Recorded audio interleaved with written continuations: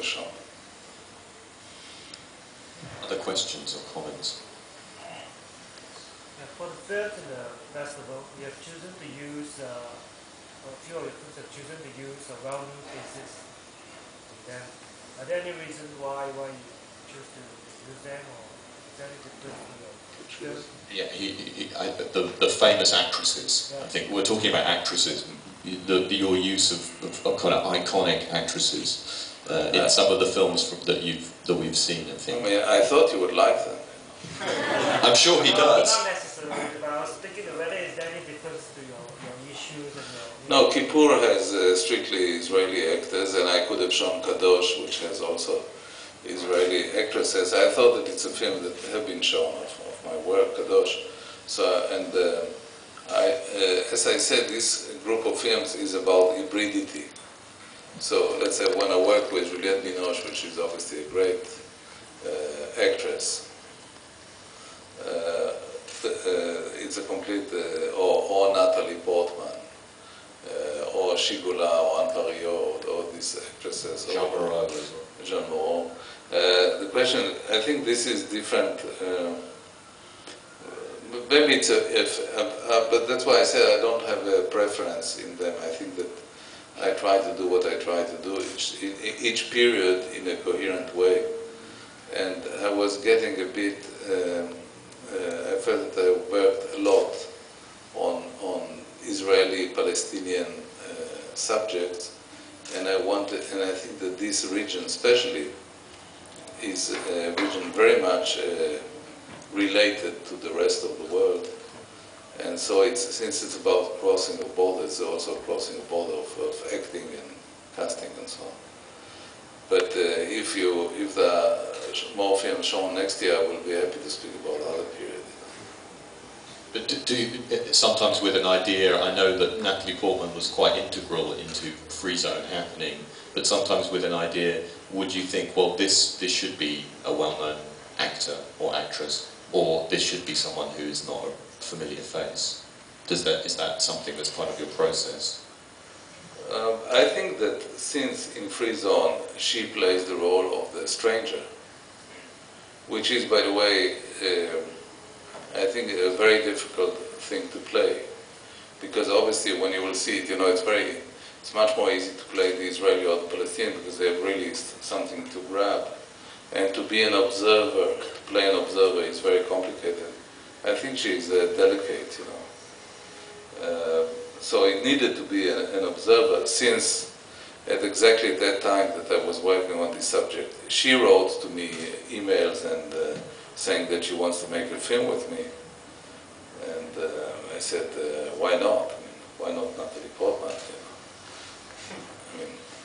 I mean, but then all my friends say, come on, how did you get Natalie Portman? So I told them, you know, relax. If I was to get her, I would never get her. You know? If she wanted to make a film with me, that made it all the difference. I could never pay $8 or $9 million for, like she got in Star Wars, and this was out of the question. And I told her, the first time I met her, I told her, I'm going to make a very different piece than what you're used to. Consider if you want to do it really or not. When she said, yeah, I'm for it, okay. It's worth mentioning the other actresses who maybe are less well known to audiences. The two other actresses in Free Zone, Hannah Laszlo and Hiam Abbas, are really amazing actresses as well. Yeah. Any other questions? In the dark, yeah. I have a very specific question about the latest movie and about what I thought was kind of very interesting tension in the movie. On the one hand, the title of the movie, or at least the translated title, One Day You Understand, seems to suggest that understanding only comes with passage of time and so on.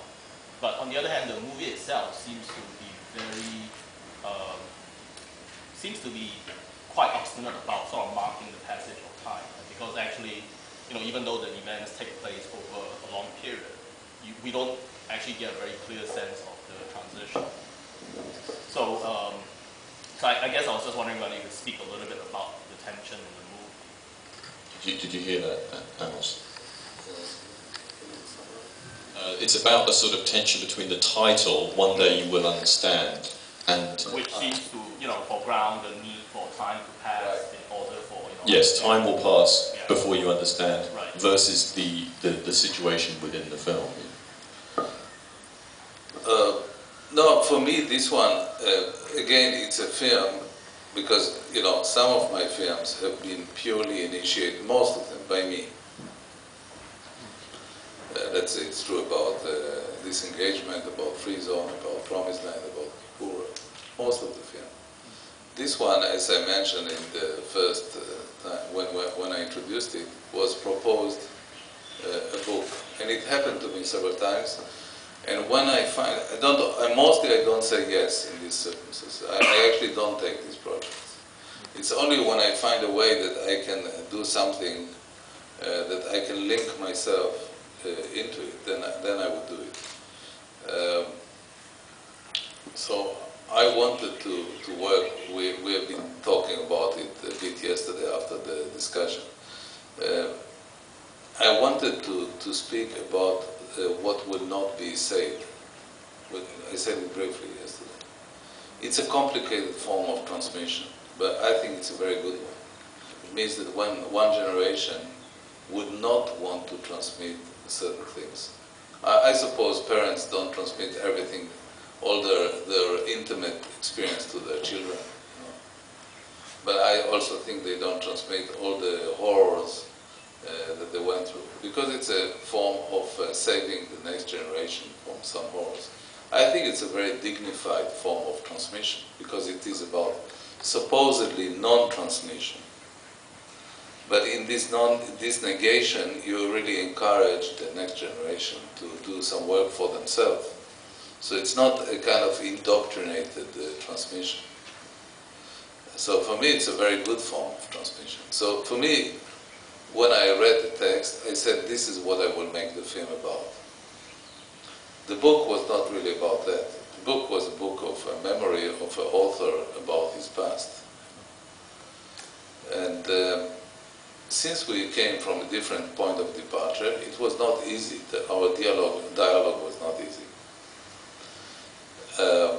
So for me, it was up to me to convince, because the problem is that the author is a living person, and he's very active in the audiovisual world and so on. So it made it even more difficult.